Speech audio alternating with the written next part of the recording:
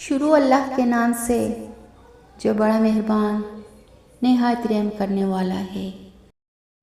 ناظرین محترم، ہمارا آج کا موضوع حضرت اکرمہ کی آمد، یہ مختصر سا واقعہ آپ کی نظر۔ رسول کریم صلی اللہ علیہ وسلم نے صحابہ کرام کو بٹھایا، فرمانے لگے، مجھے خبر ملی ہے کہ اکرمہ کلمہ پڑھنے آ رہے ہیں۔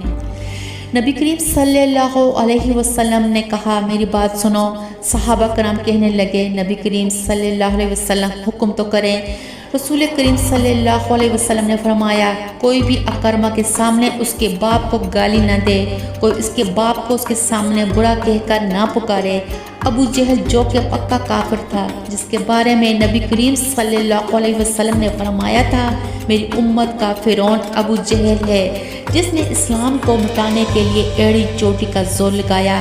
حضرت ابو بکر صدیق فرماتے ہیں، میں اس دن اتنا رویا کہ میری داڑھی آنسوؤں سے بھر گئی۔